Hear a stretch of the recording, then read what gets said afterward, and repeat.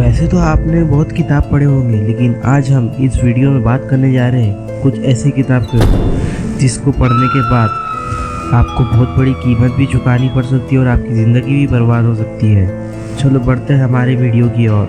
Grand Grenier, इस किताब को the book with incredible power भी कहा जाता है और इस पावर को पाने के लिए बहुत बड़ी कीमत चुकानी पड़ती है। इस किताब को दुनिया का सबसे डार्केस्ट बुक भी कहा जाता है।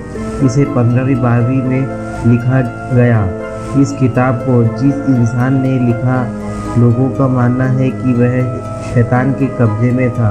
यह किताब इतनी खतरनाक था कि इसे रस्म रिवाज करके वेटिकन सिटी के बिल्डिंग में एक खुफिया जगह पर रखा गया है।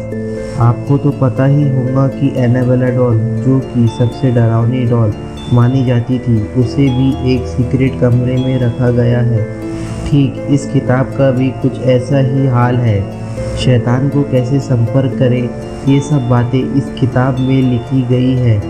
ऐसा माना जाता है कि अगर कोई इस किताब को पूरा पढ़ ले तो उसे अपनी आत्मा शैतान को बेचनी होगी। इसी कारण इसे वॉल्ट में बंद करने की नौबत आ गई।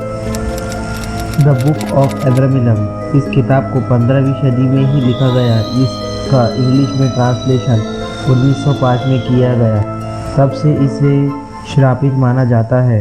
इस किताब को अब्राहम नामक व्यक्ति ने लिखा था। अब्राहम इजिप्ट गया था, जहां उसे एक जादूगर मिला जिसने उसे कई जादू रहस्य बताए, इस दुनिया के शैतानी शक्तियों के बारे में बताया।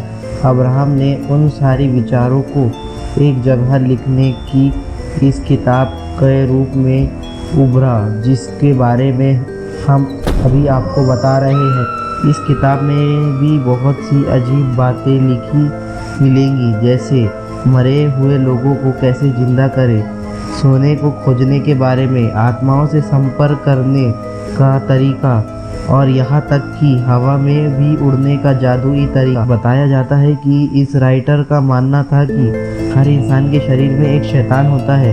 उसी शैतान से संपर्क करने का तरीका वह किताब में लिखा है। कोडेक्स गिगस, साल 1648 ईसा में 30 वर्षीय युद्ध संपन्न होने के बाद स्वीडिश आर्मी ने सिटी ऑफ प्राग को लूट कर वापस अपने देश चले गए, तो उसी लूट के सामान में उन्हें यह किताब मिली जो बहुत ही भारी और बड़ी थी। इस किताब का वजन तकरीबन 24 केजी था। उसी किताब का नाम था कोडेक्स गिगस, जिसे डेविल्स बाइबल भी कहा जाता है। उस किताब में 320 पेजेस थे, पर अब जहाँ ये किताब रखी गई है उसमें 310 पेजेस ही रह गए हैं। और इस किताब को भी एनाबेला डॉल की तरह ही सुरक्षित रखा गया है। डू नॉट टच की वार्निंग